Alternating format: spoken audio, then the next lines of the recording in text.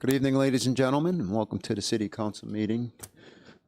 Special meeting for the budget session, fiscal year 2021-2022. Today is Monday, September 27th. May we all rise for the Pledge of Allegiance.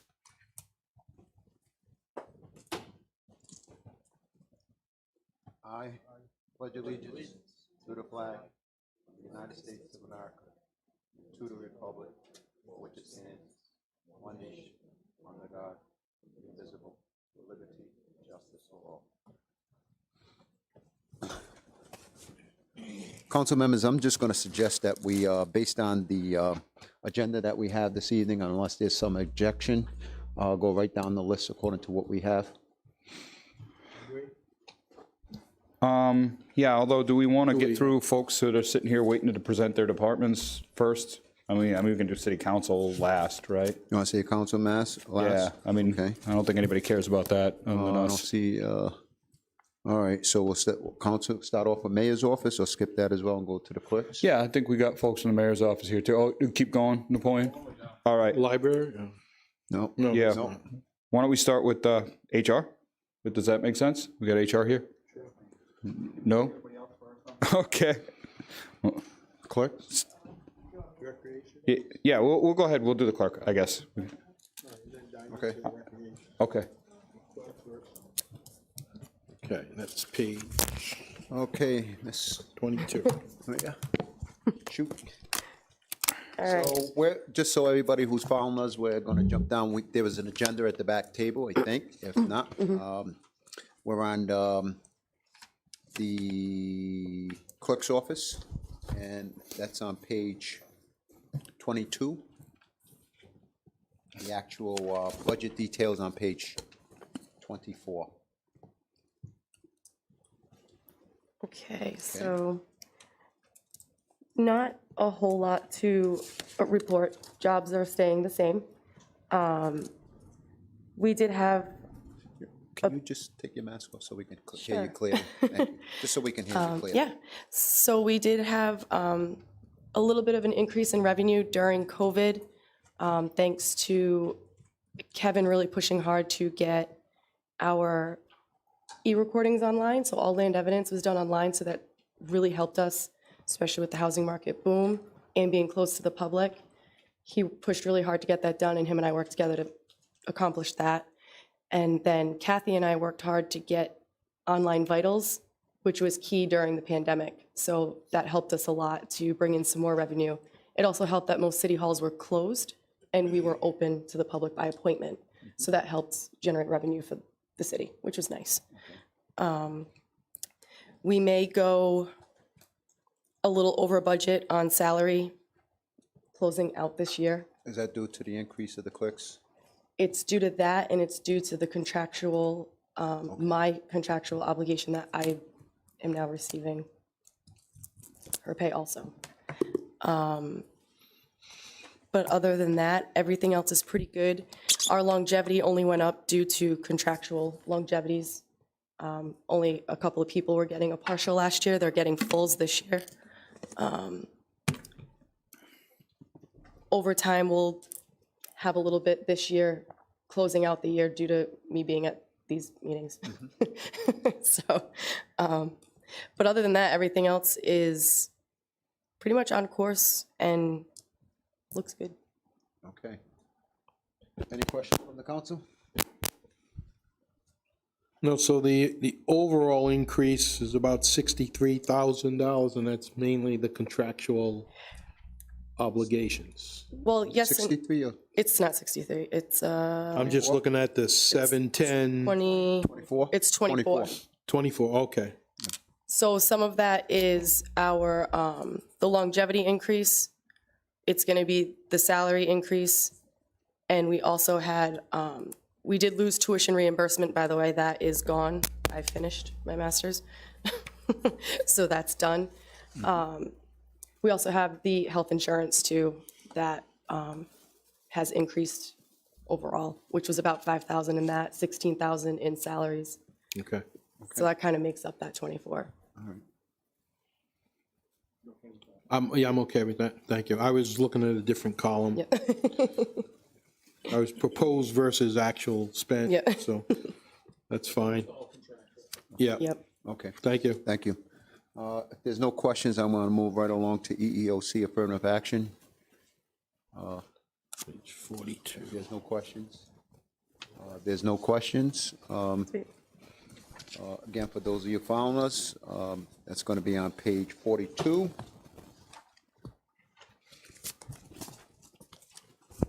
Page 42 with the budget being on page 46, I think it is. 45. The budget's on 45. Mr. Pina? Good evening. My apologies. Good afternoon, everyone. Just wanted to just identify in my budget, really not a huge difference going into the new year, other than taking over half the salary of a city employee who is working part-time in my office and also working part-time in the HR office. I do not have a full-time secretary, so I'm borrowing somebody from the HR office. So you'll see a slight increase in the budget because of that. So are they splitting that between HR and your Yes, sir. office? So I have somebody near 2.5 days, and then the other 2.5 days, they go to HR. It's been a huge help to my office in terms of helping me, put out the small fires and also helping me with my bills and, and also to taking in complaints that I get on a daily basis. So if you, and I absolutely see the need, I think you should have probably a full-time secretary. But why is there an increase in the budget if you're sharing a job? So I'm splitting their salary with human resources, and then part of it comes out of my budget. So technically, they're not under my budget yet, as as a whole. So if you added a person to your office, Yes, sir. would that be more feasible in the long run? In a perfect world, absolutely. In a perfect world, I mean, I think that eventually down the line, speaking to the mayor and also speaking to the director, I think that's in the plans down the line. We weren't looking at anything, in the near future, but absolutely. I mean, it would help me out tremendously because a lot of times, just so you know, Councilman Roderick's, being the new municipal integrity officer and meeting with residents, and also in my role as affirmative action officer, a lot of times employees don't want to come in my office because they don't want to be seen. So, so I'm outside the city. I mean, I'm at a park or I'm at a Dunkin' Donuts because they don't want to be seen in fear of retaliation. So now by having somebody in the office, there's a body in the office that would be able to help take in any phone calls or any future complaints that's coming down the line. So absolutely, in a perfect world, I would definitely like a full-time person. Well, for anyone listening from the administration staff, I would suggest, try to make that happen at some point, if not during this budget process, as soon as, it would have my support. It's an issue in this city where we think we're saving by sharing staff. We see it happening all the time with our infrastructure. And in the long run, we spend more money in mopping up and fixing up. And certainly in your department, as important as it is, and the new technologies we're all dealing with, I'm sure you could use that help. But I have no other questions with the office. Any other further questions at this time? With no other further questions? No, sir. Thank you, Mr. Pina. Thank you. Ms. Ahern? Thank you. For information technology. Again, on page 46 with the proposed budget detail. It's on page 48. Page 48 for the detail on the budget proposed. Good evening. Good evening. Not too many changes in the IT budget. Salaries are the same. The IT software is the same. Notice that most of the line items that we have are for Office 365 and annual fees for backup software, server software, cybersecurity, and the city website. So I'm available for any questions. Well, Mr. President, my only question is, and sometimes at these budget workshops and budget hearings, I like to ask questions about the narratives as well as the X's and O's. The numbers are pretty clear, looks pretty even from last year, but in a quick one sentence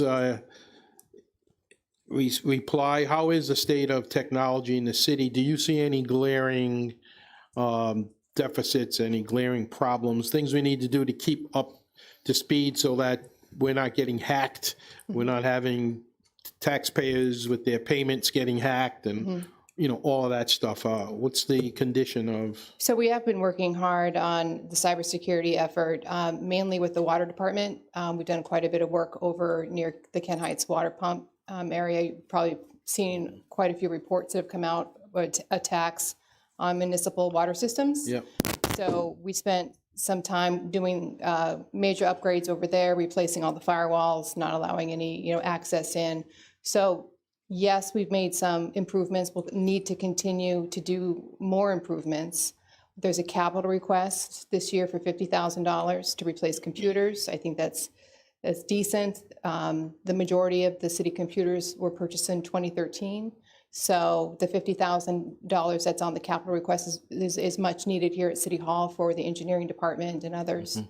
I will also say, as far as going forward, I know you just said one sentence, but You're fine. but a couple of things have come through that are concerning, that would increase the technology need. You saw one come through. It's the need of video for the fire department, or excuse me, the police department. Body cams are coming. There'll be a proposal next week from the fire department for a new dispatch center and a new dispatch software. So there are some significant needs. The body cams and the video needs that you will see come from APRA requests are a concern of mine. So we'll have to address that as we go forward.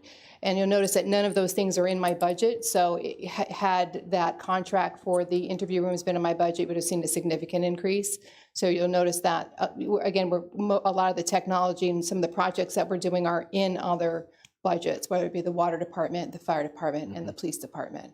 So while this budget hasn't moved significantly in price, it doesn't mean that there aren't a significant number of projects that are IT related. Okay, thank you. Thank you. Kelly, can you speak to it for a second? Can you speak to storage of that type of information, right? Sure. So you have not only, documentation of whereabouts or what happened during an incident, you also have chain of evidence questions, right? I imagine some of that information will be useful to ongoing investigations. So it needs to be protected at, a higher standard than regular information, right? Yes.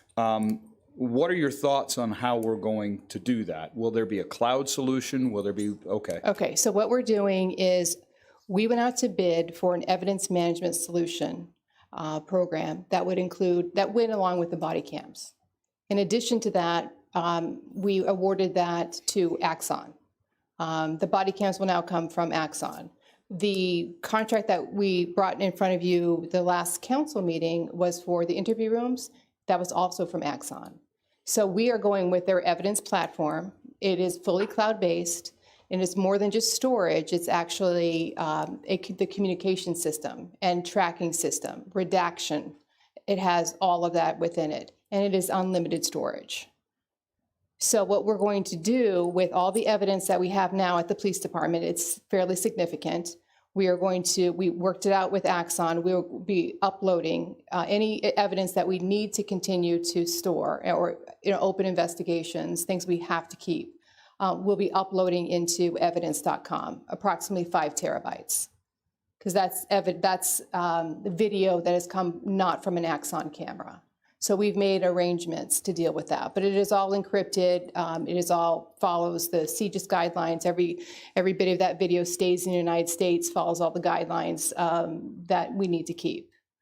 So the new platform will include not just the body cams, but anything that happens in any of our evidence rooms, as well as any of our confidential operations that happen where we need to upload video for potentially a vice or DEA investigation, our surveillance cameras. All of that will be uploaded into the new platform.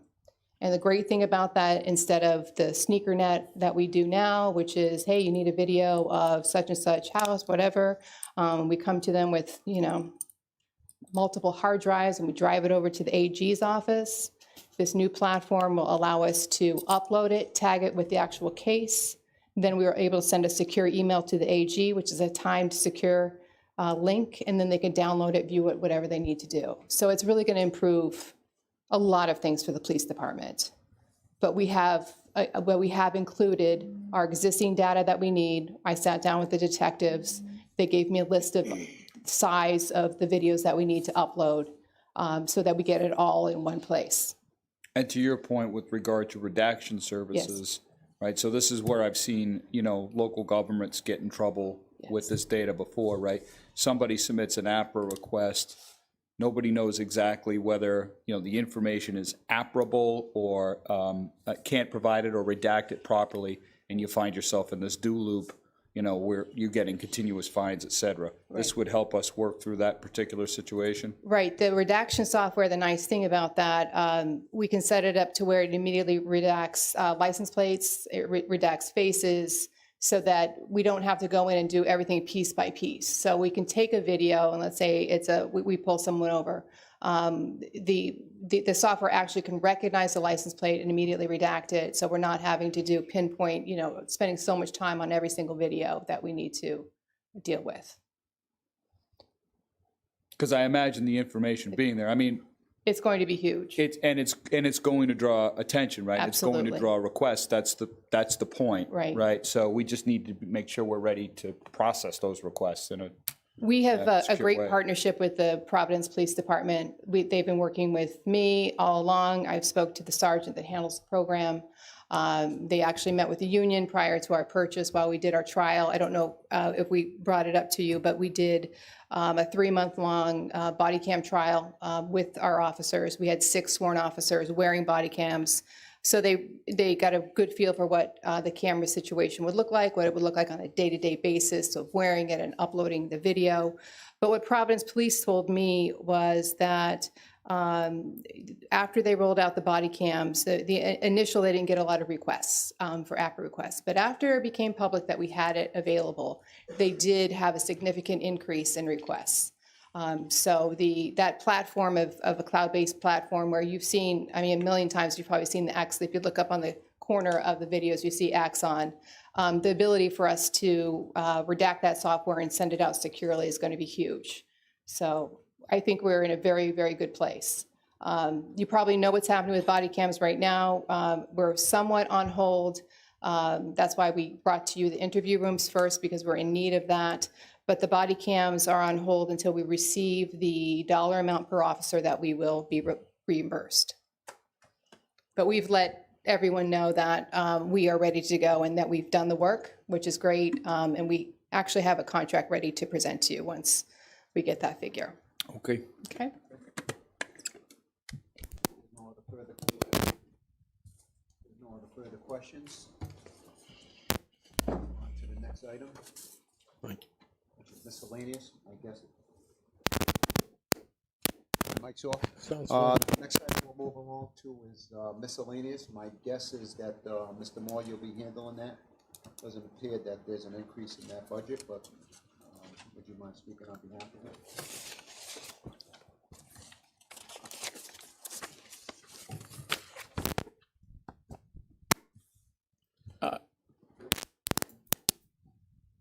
Oh, okay. Miscellaneous is also general government areas that can't really be allocated to a separate department.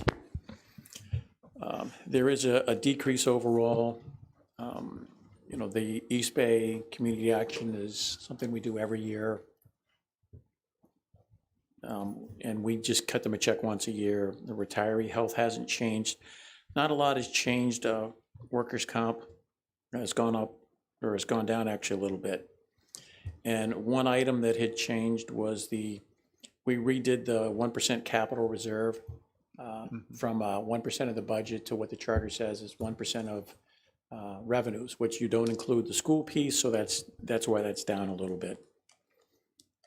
But if you have anything specific, not much has changed from last year to this year.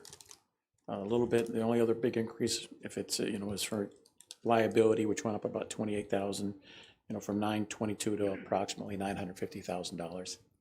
What is the technology software with miscellaneous information here? The technology software? Am I under the, oh, I'm sorry, hold on. I apologize. I'm under the wrong column. Okay. That's why I couldn't understand it in this section. here. You threw me Say there it for a should be- second. I'm like, I was gonna say it should be with IT, but I never turned my page. No, I'm good.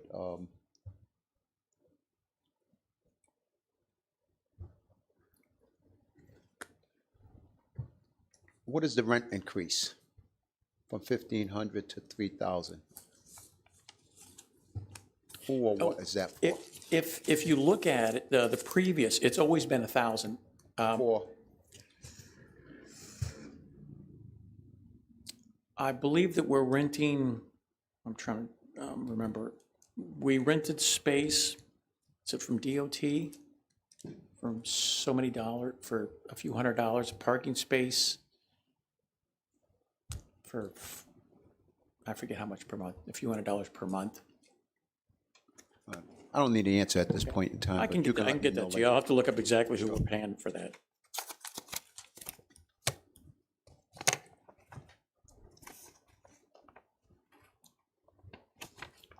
And the 22,000 for leagues of cities and towns, is that to be what? A member, Not that's an annual fee that we pay every year to Wow, be a that's member. an annual fee? Yes, it is. Okay. And what do we get out of that as a city? Well, it's a membership, so any services they have, a lot of times, the one that comes to mind, at least for me, is when we go out for energy purchases, a lot of times we'll try to aggregate with other communities. The league normally handles that. So they'll put it all together and say, okay, if we're all together, can we get a better deal? Okay, and then they'll break it out and say, okay, EP, this is your share. Okay. But I don't have any further questions. Anyone from the council? I do, Malcolm. So I understand the TIF that's in place for the Kettle Point property is starting to turn around to the positive for the city, right? Yes. So we're starting to see revenues come in, and presumably those revenues, the amounts of those revenues will increase year on year up to and including the time when we complete the term of the TIF, and then all of those tax revenues come to the city, right? correct. Where are we tracking those revenues in the budget, or are we not tracking them in the budget? And is this the first year we're starting to see revenues come in, or can you speak to that a little bit? Yes, and just to give a brief overview for the people that don't know, TIF bond is, it's a win-win sort of for everybody. What happens is we'll have a piece of land that we'd like to have a developer come in, but we don't have any infrastructure. So the developer will say, you put the infrastructure in, and then I'll come in. And we'll say, we want you to come in and commit, and then we'll put the infrastructure. So you're normally at a standstill. So what the TIF is, it's just kind of a legal agreement that says, you're guaranteeing to come in, and we're guaranteeing to do the infrastructure. And then the way it works is that you try to structure the bonds in such a way that you phase it in so that the bonds won't start until you've got enough completed to start generating revenues. And so then in theory, the revenues come in, will generate enough to pay for the bonds. And then over time, as the councilman said, that we'll make, I think he was saying somewhere between $350,000 or $500,000 this year, additional revenue. And that's early. We weren't expecting this money this early on, Yeah, if I'm not mistaken. normally when I sit with the assessor and we'll talk about new growth. And actually, we did not include this in this new growth. So that may be something I may address if we do an update on this. Okay. I just want to make sure we're tracking it somewhere, because, you're talking about a piece of property that I think the entire taxable income of it when it was pre-development was $69,000 a year or something like that. And now we're at the point where we're pulling in $350K to $500,000, and we're not even at the end of the TIF. I mean, what's the total taxable value of that property, it's got to be $1 million, $1.2 million, $1.3 million. Yeah, I want to say the bond is close to $1 million a year. So, that means we'd be bringing in $1.3 million, $1.5 million. Which is a lot more than 69,000. Yes, it is. And at the end, the bond's done, then it'll all be revenue. And I if I'm believe not that's a calculation that has to be done almost annually, because the way it's supposed to work is when we get the money in, we're supposed to send it to the trust, and then we pay the debt service out of that. So there's a calculation to say, we got to make sure that we got enough coverage. So normally when they do that, they're very conservative in the revenue estimates. So normally we're making more money than we had projected, because you want to project conservatively because you want to make sure worst case scenario, you got enough to cover the bond. So in the way that we've structured that bond, or the way that the TIF and the terms are structured, is that's a graduated thing, right? So year on year, theoretically, we should see more and more of that revenue share coming to the city. Yes, yes. So 350 to 500K is the beginning. Year on year, we're looking at an increase in that. And more importantly, you and I, or we, and when I say we who do not live in Kettle Point do not pay for that bond. And you can correct me if I'm wrong on this. The people who reside in Kettle Point pay for that bond. Correct. Right. Okay. Any other further questions from miscellaneous? Mr. Moore? I don't know if it's under miscellaneous or if later this would be recreation or parks. I remember last year there was discussion about revenue from Live Nation. I know they've been in a hiatus with COVID, but I think they've been back a little bit. Do you have an update on what currently is in the coffers from? I'm not sure we've got any money in so far this year, but I do believe we had 65,000 approximately, give or take a few thousand, in the coffers. And might be very little, if any, because they haven't had many shows. So. Correct. Okay, thank you. If there's no further questions, I'm going to call up, looks like Mr. Fazioli for Community Development, Plan and Economic Development. And I would just ask if we could just keep our narrative to right on point so we can move this along. We got quite a few departments here this evening. Sure. Thank you. So the most notable change in my budget for this year was the reinstatement of a position that was deleted in the fiscal 21 budget. The salary line item does increase. So last year we eliminated a position that was a planner 3. This year we requested to reinstate that position back to a planner 2. The focus of this position will really be a small business assistance staff person working with somebody who's looking to start a business in the city at this, at the small individual level, and take them through the steps, everything they need to consider financing, permitting, licensing, developing a business plan, and just getting them qualified to open and run a business in our city. So, and I believe the administration is proposing allocating some of the ARPA funds to fund that position. And for those of you following along with us, we're on page 61. The actual proposed budget is on page 63. So that's really the most notable change. All the other line items are largely level funded. We reshuffled some money between advertising and technology just to better reflect some software costs that were being paid out of advertising, but they're really technology. So, but most everything else is level funded.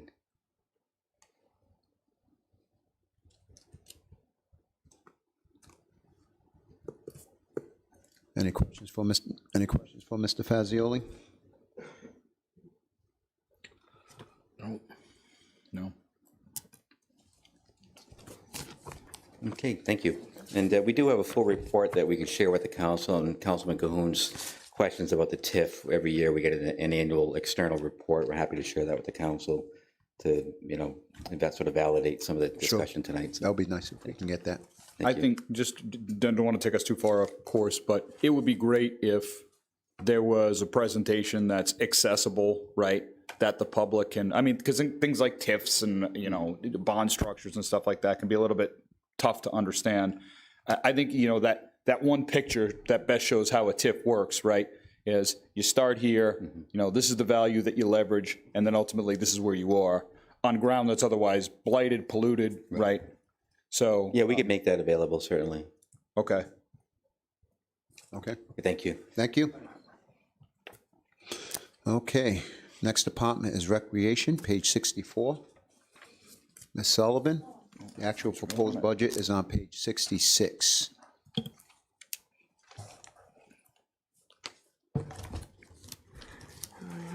I'm just going to ask you one question right up front. Okay. Fireworks included? Yes, sir, All right. always.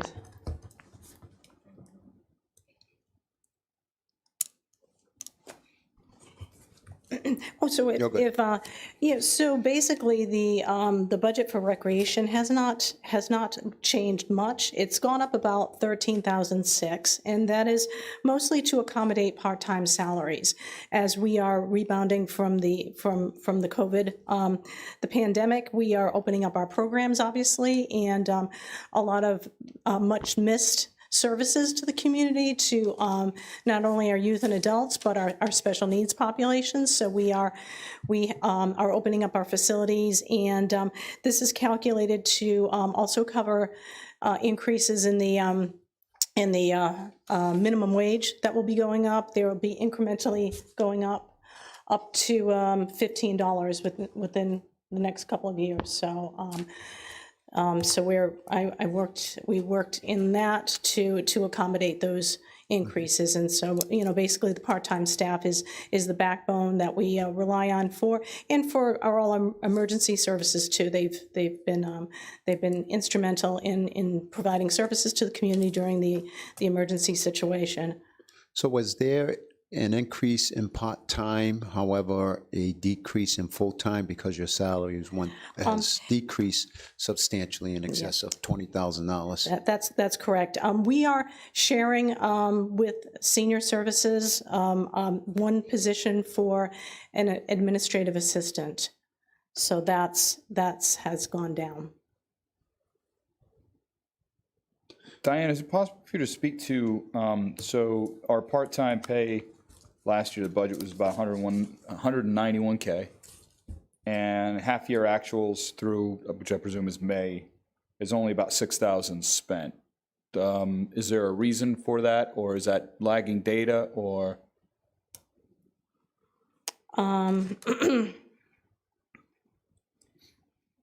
No, I think that, I don't think that is up to, so our part-time salary actuals, is that what is, yeah, yeah. So our part, well, no, I think that's not accurate. We're close to, we're a lot higher in spending in the part-time salary. Excuse me. I'm sorry? Yeah, we were somewhere around 150,000, Counselor. Year to date to now? This is, yeah, prior to the summer, because, let's see. Recreation or part-time. I have a balance of 197. I'm sorry, 97,000. So about 51% was spent. Okay. Yeah. But that, and again, it attributed to COVID. We were unable to run our indoor activities, and we had to close our. Well, I figured that recreation would have center. an impact, just not that big an impact, so Yeah. that's, okay.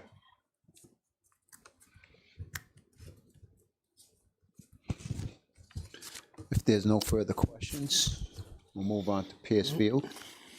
I do have Stadium, some. I do have some. 67. I do have some bullet items from Director Borges. He did give me a phone call. He's unable to be here tonight, so he did give me a few items on the Pierce Field budget. Once again, it's pretty much self-explanatory. But if anyone had any questions, for example, there is a decrease in professional services account, $15,000 that was transferred to Highway and Parks, and that was used to pay part-time security. So it's basically a part-time salary item that he will be looking to reclassify that as a part-time salary item. In addition to what was proposed in his budget initially, because we went over his budget last week. Right, well, this is Pierce, the Pierce Field one, so, so that 15K was taken out of the main Department of Public Works, out of their preferred professional services, and put into Highway and Park, so that was distributed, so that's why there was a decrease there. Okay. It's pretty much self-explanatory. Yep. Any further questions from the council? Items like something new or He said that improvements. you would be asking. Yeah, that would be more under the capital expenses when we get to that on a different time. That wouldn't be in your regular budget. For instance, I had walked through the area with Director Vieira, and we talked about restrooms at the, attached to the concession building at the baseball, not the football stadium. Oh, right, right. And I think that would be a suggestion for capital, right? Not, Yes, it's correct. nothing that you would have to. Correct, Okay. yeah, yes, sir. So I'll save that for that time. Okay. And, Okay. okay, I do think we might consider some additional, I mean, so we spent a lot of time talking about the field, right? And repairs to the field. I know a lot of this is personnel resource driven and who's available, but I mean, we keep more or less putting the same money into, repairs and maintenance of the field. And then we're generally talking about the same results at this time every year, right? So that might be something we put some thought into, maybe turning the dial up a little bit. And I don't know if that's a capital solution, I don't know if that's a budget solution for Pierce, Well, the Pierce line, but one thing I get confused with is all the time, personnel, staff. Like, the people, to put it in layman's terms, the staff that would work on the fields, not only cutting the grass, but taking care of the dirt, which makes up the fields. Correct. Is that under recreation? Is it under parks? that is under, those are laborers who work at Pierce Field, that falls under the Parks Division of the Department of Public Okay. Works. So those are, you have your full-time staff and your part-time laborers. They all fall under the Parks Division, so which Pierce Field falls under. Would that be the division that Mr. Aboud previously Correct, headed up? yes. And now he's left, and And Mr. Vieira. Mr. Vieira is there, okay.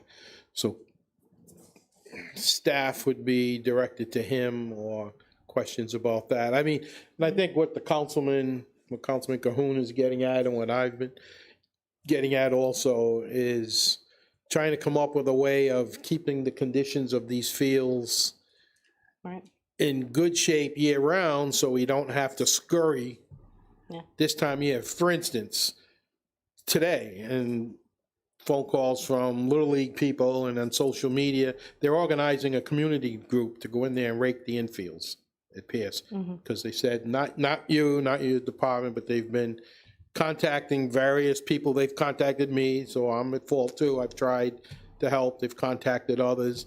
And they're saying, we're playing ball now, fall ball. And we've got grass in the dirt infields where kids can't play.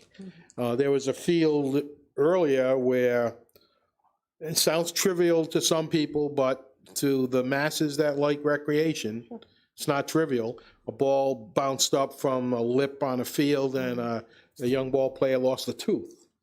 The family dealt with it and nobody's getting sued and everything was okay.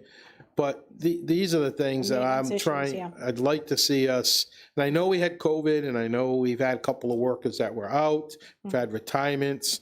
I think we just put on maybe 3 people, I've been told, or about to. So maybe that will help. But we want the public to support our budgets. We've got to show it, I think, in a physical way. Yes, sir. Councilman, if I may, we're doing our best effort in trying to get people on as quickly as we can. Yep. And it's just a process, along with all the other industries across the United States, just getting supply of people to come in and work has been difficult. And we've been trying our best to try and get them as quickly and as efficiently as we can. And we will have some more laborers coming on shortly. I know, it's hard. It's like restaurants. They can't get chefs and wait staff. It's all over. But hopefully, we have the slots, we'll fill them if we can. But, okay, thanks.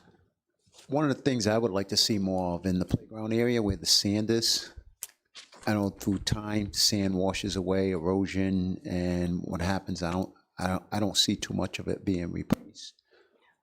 Just in the actual where the slides are, where the swings are, and I noticed that in certain parks that they have weeds starting to grow through them as well. I think if we could pay, and again, I know a lot of it has to do with the shortage, and it's just a, Right, and there are something different, I'm throwing out kinds there. of It's just- surfaces. and I'm as sure well. everybody has their, 2 cents to put in as well, but I just wanted to, that was one of the things that I noticed as Yeah, well. yeah, definitely. Important. Okay. Yeah, thank you. No further questions? Thank you, Diane. Thank you. Good Okay, night. we'll move right along to the carousel on page 69, whereas the actual budget is on page 71. This is the carousel on page 69. Didn't we do carousel last No, time? we did, Oh, no, we did the capital capital. portion. I'm sorry. Sorry, Tracy. Yeah, I was thinking that same. Good evening. Good evening. Seems like you were just here. Yeah.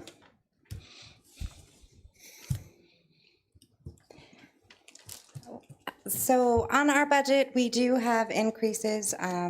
Last year, the thought was if we were able to open for the 2021 season due to COVID, we would cut our hours back and only be open short days on Saturdays and Sundays. Moving forward to next year, we have reverted back with the plan of opening to our full schedule. So you'll see that our budget is more in line with 2019, but does include the minimum wage increases. But does not include? It does. It does include, okay.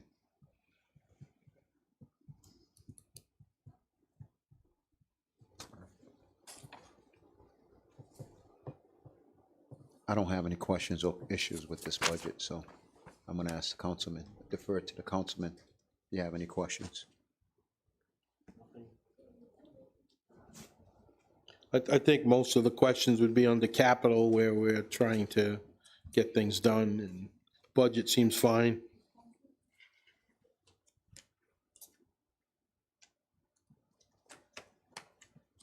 Just, I do have a question, Tracy. Say we're not, I know we've got a lot of work over there. We got the stabilization effort that's going on, right? And a lot of the other stuff is more or less aesthetic, right? Stabilization goes, you can run the carousel, people can ride it, right? Yes. Right? So that's the most important thing. Is that concession revenue optimistic for next year?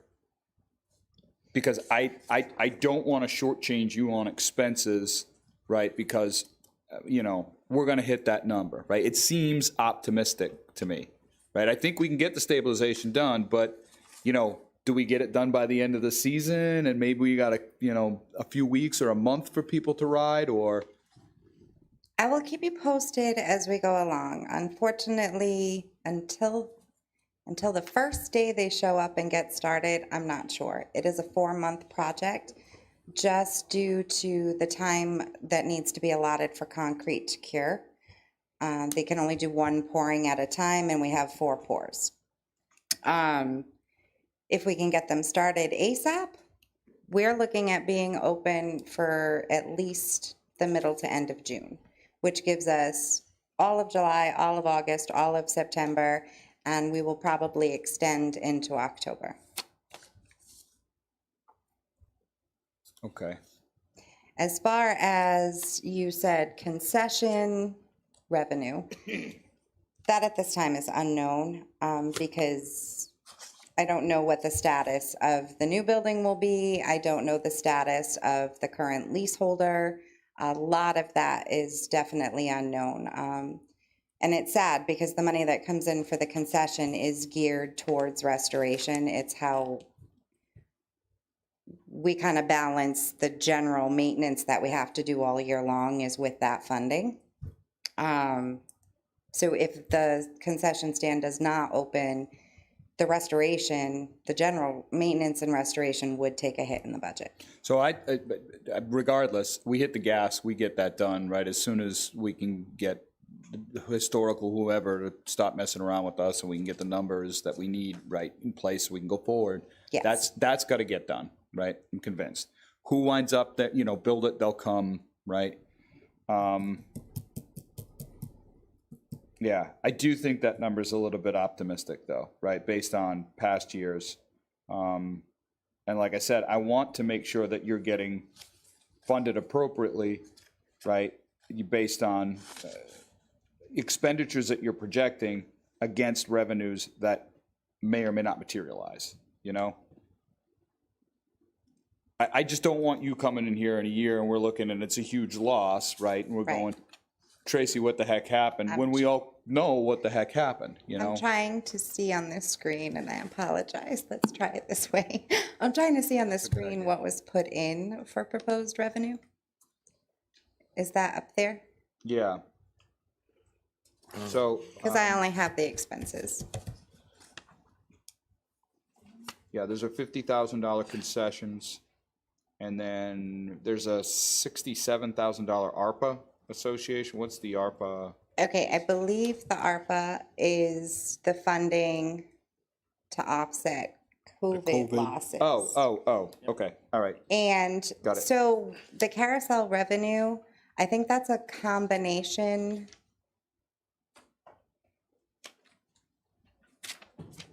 We're at 50,000? Yeah, for Honestly, concessions. thank you very much. You got it. Now I have it on both sides. To be honest with you, 50,000 is really only 25,000 tickets. We charge $2 a ticket. So I feel good about $50,000 for revenue. Okay.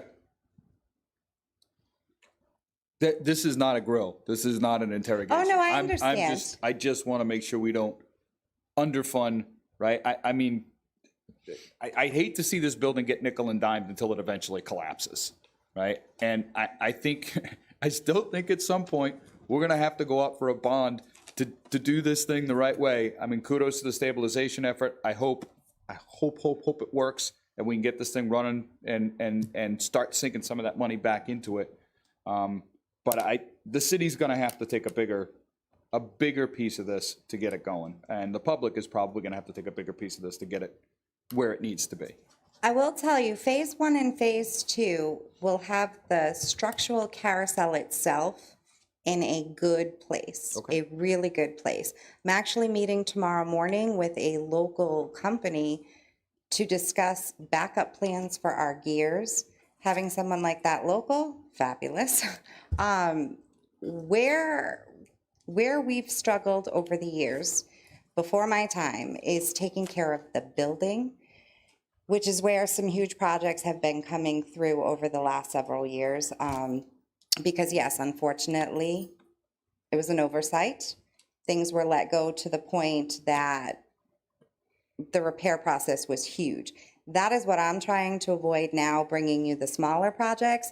I do not get a maintenance budget like everyone else. The fees and maintenance line you see in my budget, that covers trash bags and various inspections we have to have, a few screws and bolts that I have to go buy in an emergency. But we don't actually have a fund that keeps the building functioning. And unfortunately, whenever we do need funding, that's why I have to come to you for capital funding, is usually because something with the building has gone wrong. Can you develop a budget for what that would take, right? I know that is very specific expertise, right?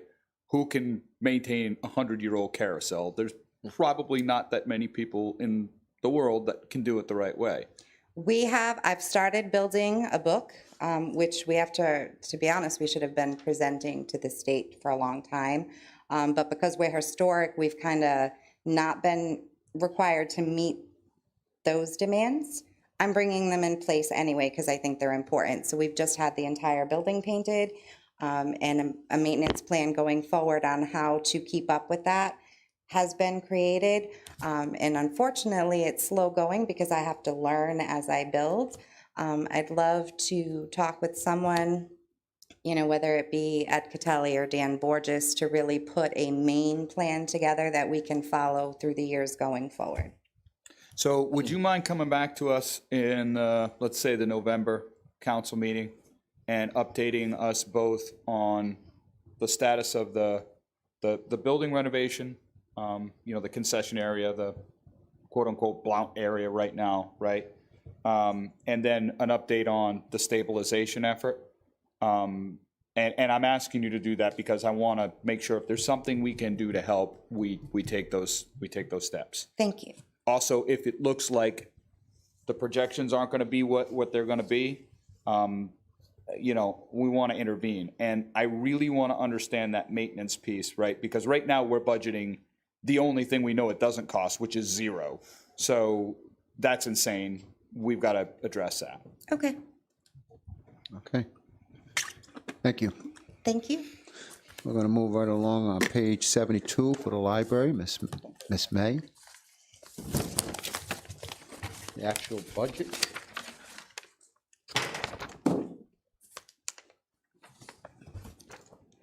Is on 74. Miss May. Yes. Good You evening. know where I'm going with that, right? That's right. So good evening.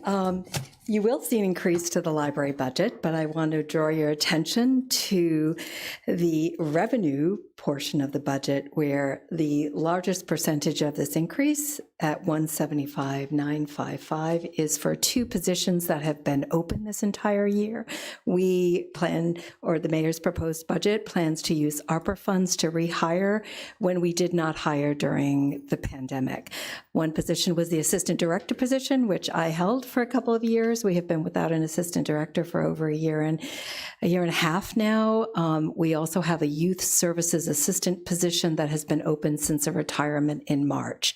That retirement in part was due to COVID.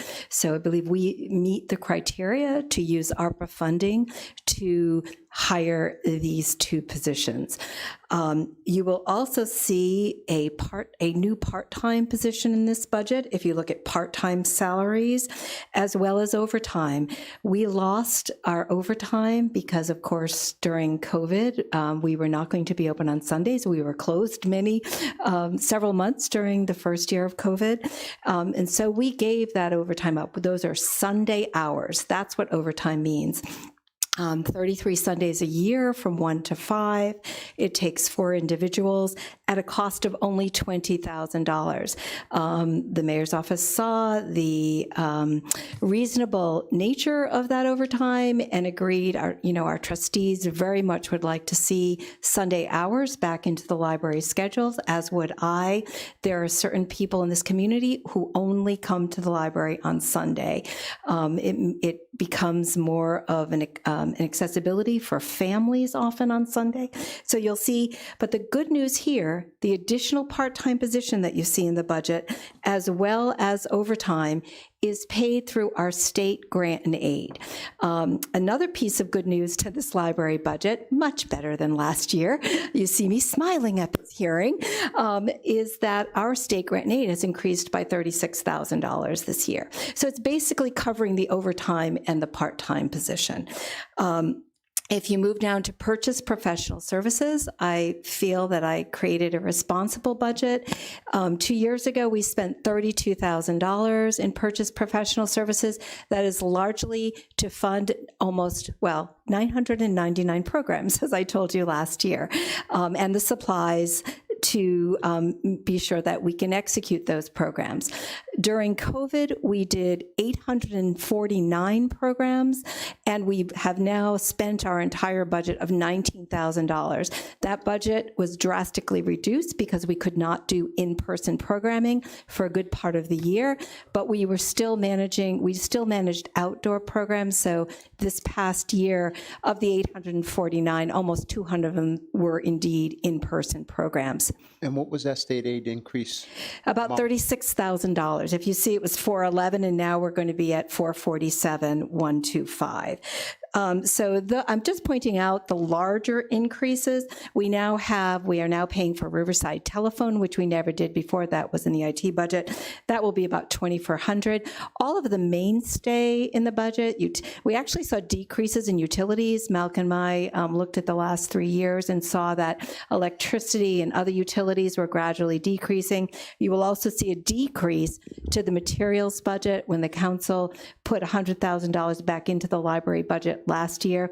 It had to go into a line item that very night that you approved it, and it went into materials. I had never planned to spend $165,000 on materials, but we certainly spent $150,000. So again, you'll see increases of about 2%, which I'm probably kicking myself now, thinking that was about what inflation would be. It's probably going to be a little bit higher, but again, trying to be reasonable. On many of our items, I did put another $1,000 in training, which is actually a very small amount when I look at some of my colleagues in other departments for 27 full-time employees, one of whom is our custodian, actually, but we, $1,000 in training is not too much. So I'd be very happy to take any questions. Okay. At the pleasure of the council, I don't have any questions. I'm good with this. 999 programs, you couldn't get to 1,000? Bob, I told Councilman, our former director, that was under his watch, I said, Michael, you couldn't have told me and I would have done one more program.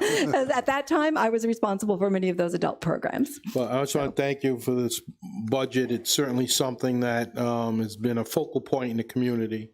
And we've come back, I think, quite a bit. We have, prior to COVID, we had close to 500 people walking in the doors at Weaver. We're over 300 on farmers market days. We were over 400. We have an older population, certainly, and many of our patrons are older, and so they've been slowly coming back. But with staff, we build it, they will come, and our staff has done a phenomenal job. As I said, 849 programs, pivoting to virtual world, to creating our own content. I'm sorry I'm going off budget, but I am so proud of this staff. And when you have staff that are willing and able and imaginative, they will do it and they will create it again, and people will return. And the farmers markets have been great. The music has been a nice addition. I wanted to stay last week. We had to come here for a workshop.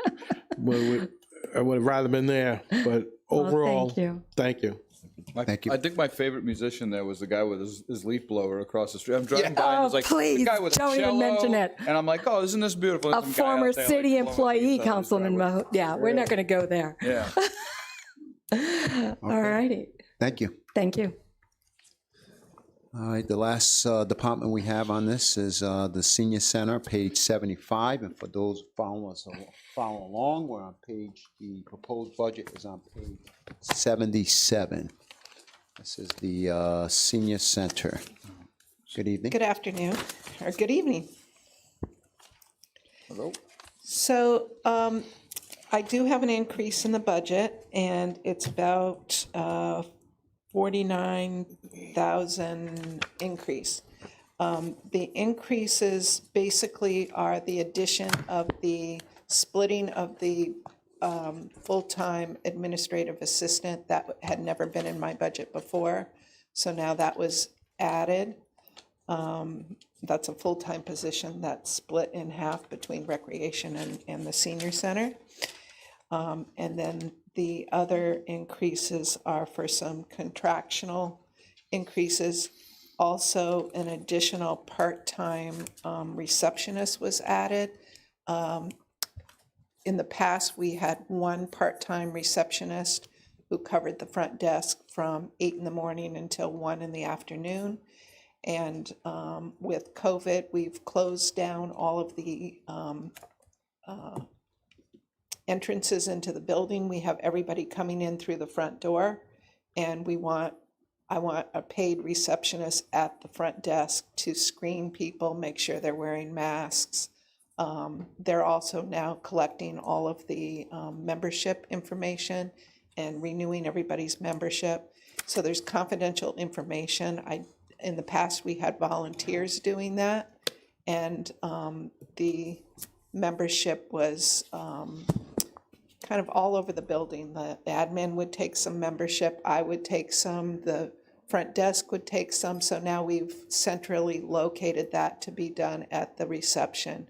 There's a locked cabinet, but I don't want volunteers seeing their fellow residents' information, so I'm not using volunteers at the front desk anymore. So we did hire one of the clerks that worked in the COVID hotline that was hired to stay at the senior center to do that role. So she came on and was hired at $15 an hour.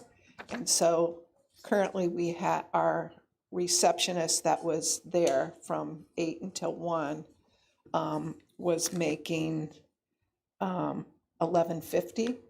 And so now I've got the $15 an hour receptionist in the afternoon making quite a bit more than what the morning person. So I'd like to bring them up so that they're even. So they're both doing the same job. Also, we have some minimum wage increases with our dining assistant, who was at $11.50. I would like to bring that person up to $13, and our dining room manager from $14 to $15. So a few increases between those increases and the part-time, or the splitting the admin and putting that into my budget, that pretty much makes up the additional increase in the budget. You had mentioned because of COVID, you're utilizing the front entrance and front entrance only. Yes. Don't you think for security reasons that there should be perhaps one entrance? Yes, so I totally agree. I, even after COVID is done, and it will be done, I think someday, that is for security reasons. I would like to keep it that way. We know now who's in the building. They check in with the front desk. They're announced. It's a much smoother, just operation of the senior center. Do you have people that just generally walk off from off the Yes. street that walk in? Yeah, in fact, Not so much seniors, but just people in general? yeah.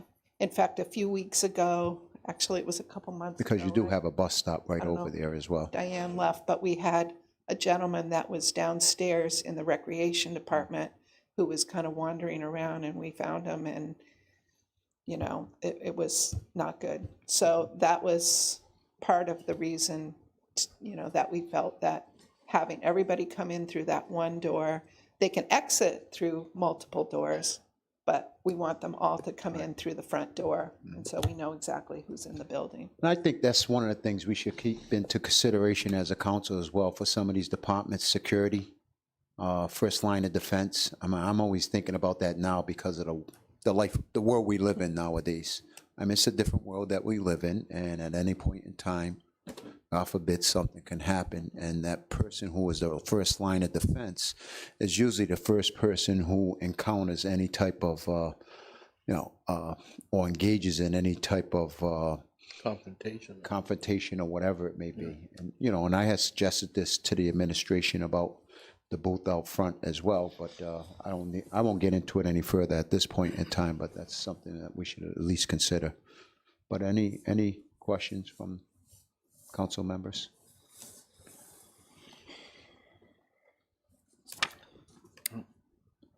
No, I don't think I do.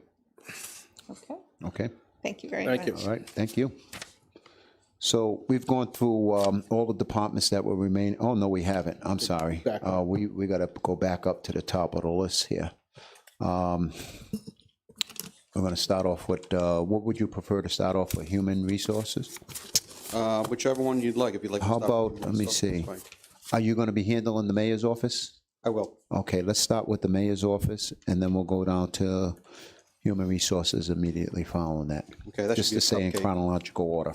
So mayor's office budget is on page 18, for those of you following us. So as you can see, for the most part, our budget's been level funded from last year. We had some reallocations within our lines, some of it's still being fine-tuned, but we're still level funded. And we reallocated some of the money from the Director of Policy's salary, who's left us. And we created a position, Constituent Affairs, and we've taken some of that salary line and absorbed in that particular position, as well as other positions. Any questions? And because of that, is that a direct result of the proposed medical insurance that you had at one point in time for? Yeah, the medical 19. insurance for the proposed is $8,555. That's a single plan. Okay.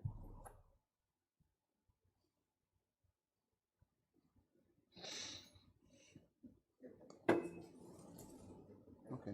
Looks like most line items are down except the small, well, an increased postage, which we understand postage is increased everywhere.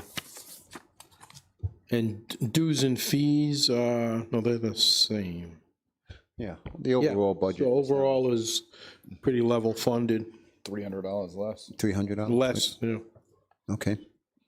If there's no questions with the mayor's office, we'll proceed on to the human resource, page 39. And let me just get the proposed budget on that as well, page. Well, that must be 41, my guess is. Let me just find the page first. Yes, 41. Okay, so we're now on human resources, page 39, with the proposed budget. Is actually on page 41. So if you look at now I'll highlight a couple of areas. Most of these areas are contractual, regular salaries, longevity, medical insurance is going up, the MERS pension contribution, FICA/Medicare. And then we have a line down here, and I believe you guys have discussed this in the past, the purchased professional services line. And that relates to some of the employees in the past, going back to 2013, correct, Malcolm? Some employees that could have taken Medicare at the time, but instead the contractual obligations were for them to maintain a certain level of medical services. So if we had provided that or gone into Medicare, correct me if I'm wrong, Malcolm, if you can help me out here, it would have cost us more. So we're actually saving on paying a Medicaid penalty under that section. Does that sound familiar? Yes, does. May I ask a question? Sure. The line for recruitment and unreimbursed medical, it's 55,810, down about 2/3 of the way. Yes. What's that about? That's for, it's for police physicals, back and drug screens for some of our employees, also for recruitment drives, like taking an ad in the paper, or I think one time they used Hot 106 for an advertisement. So when we're anticipating additional activity there this year over last year. We are. And actually, it was a discussion I had today with HR. In particular, we're having trouble filling some of our water utility labor spots. And we're trying to boost up the advertisement out there so people are more aware of city jobs. And across the board, we've had problems recruiting people to apply for city jobs. So one of the ways that we're going to try and address it is by doing media recruitment drives, and that's going to cause us to expend some money in being able to do that.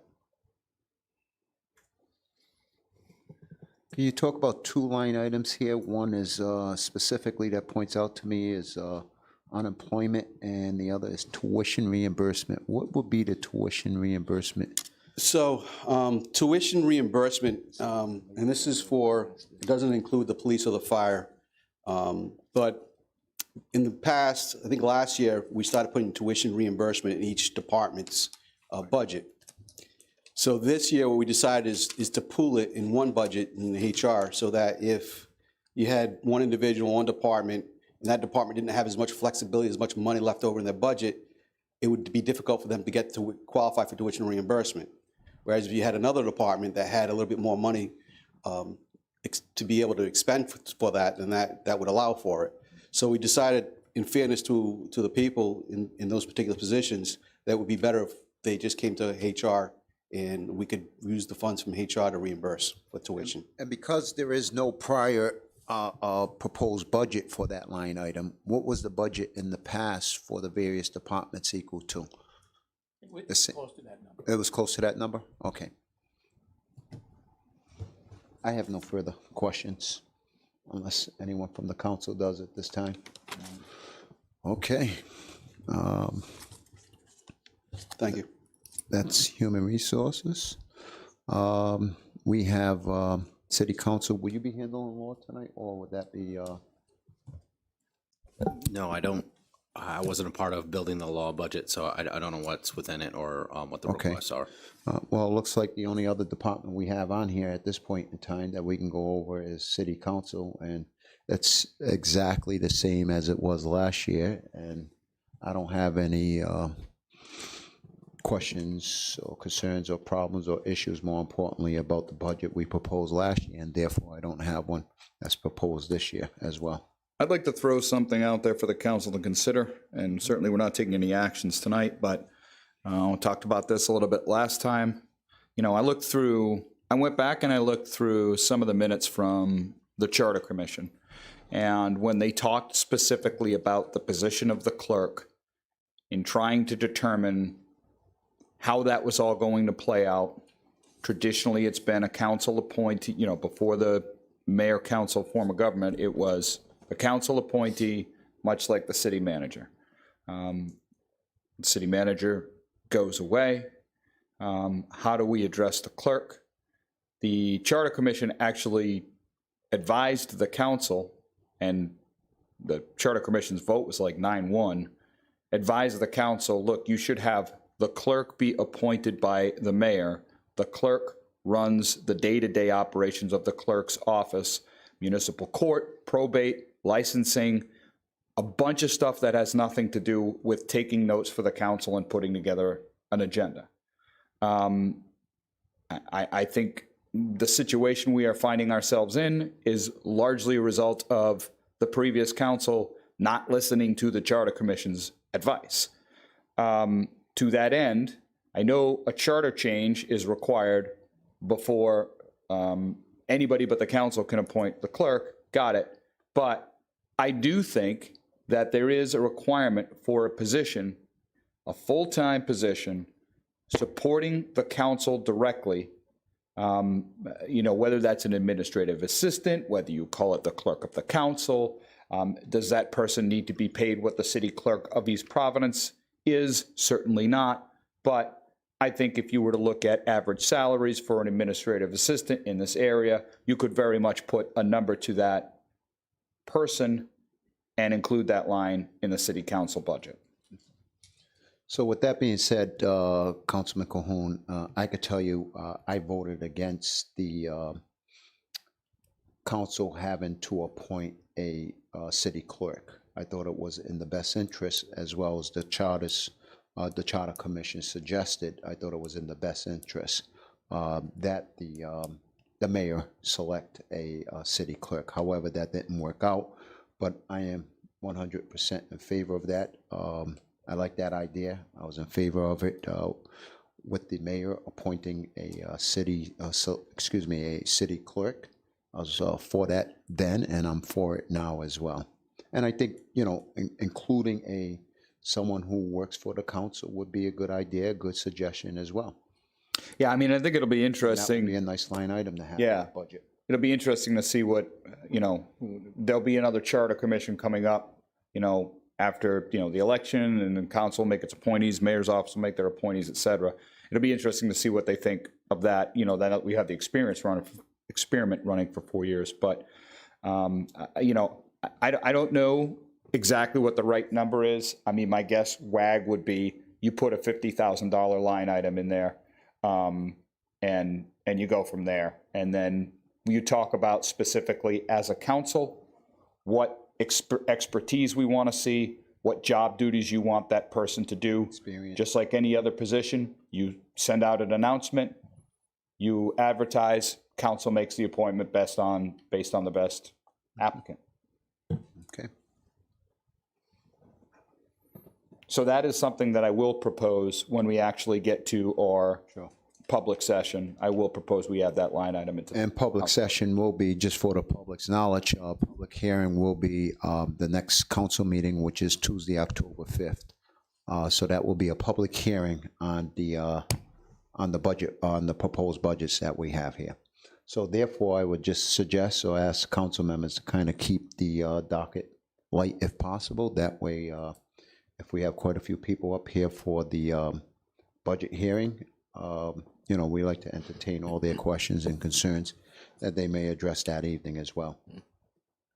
With that, Can I ask about procedure for that meeting of the 5th, or when, if there's a suggestion there, if any of us have additions that have not been discussed here, do we bring them with us that night?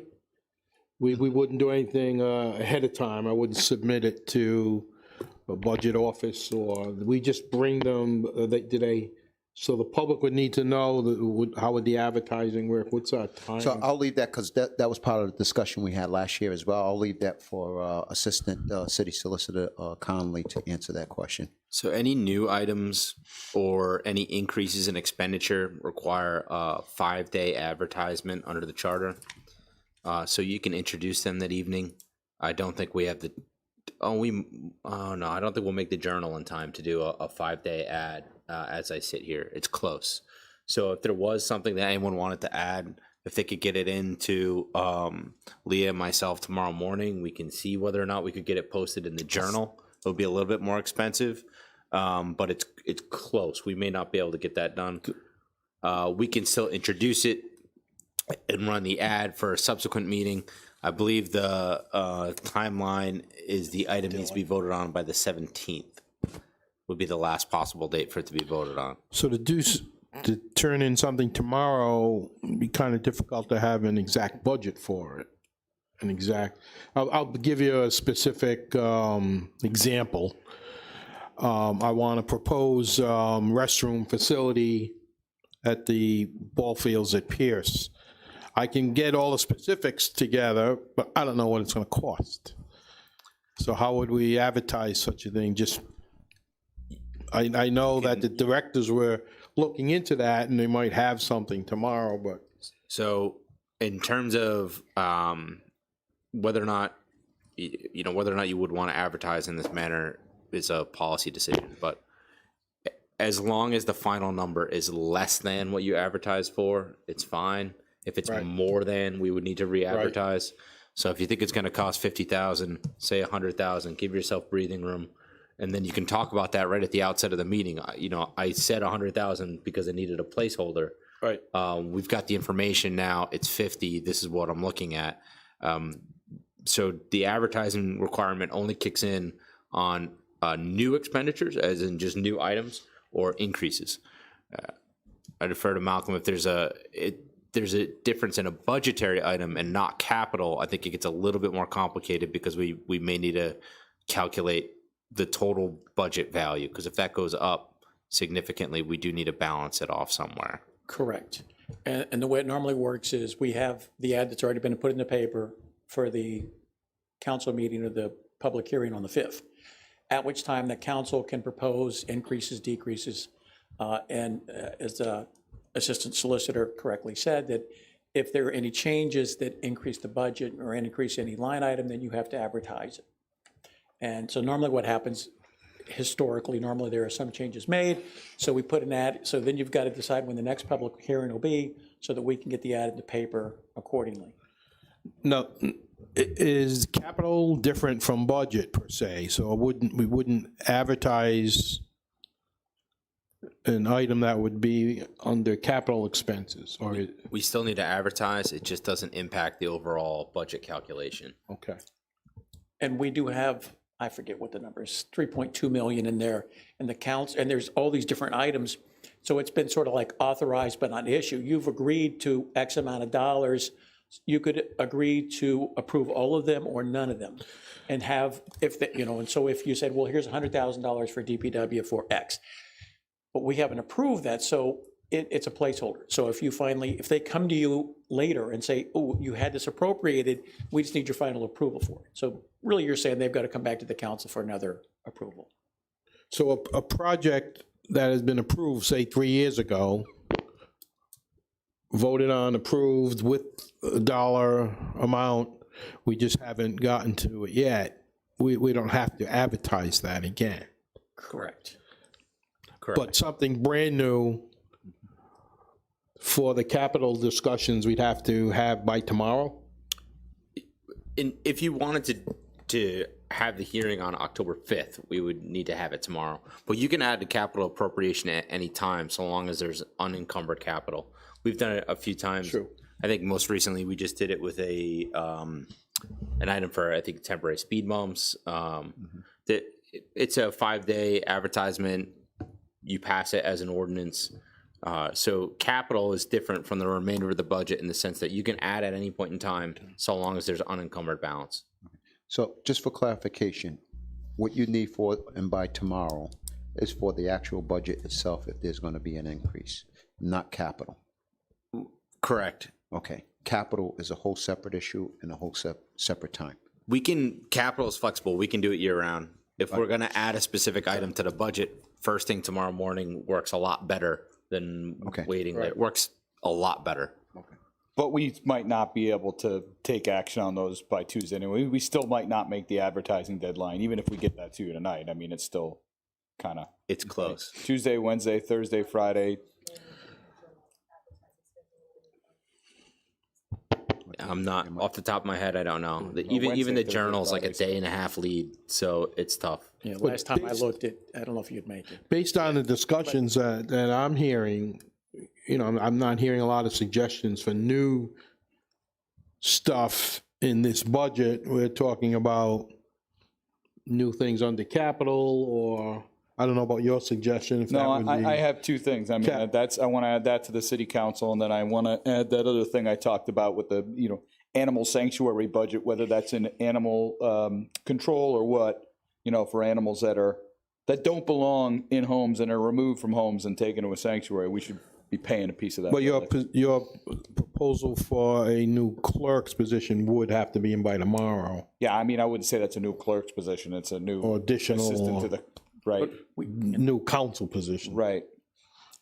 Somebody who works exclusively for the council and has not split duties and, doesn't get torn in two directions. Yeah. Okay. I know the city solicitor isn't present this evening.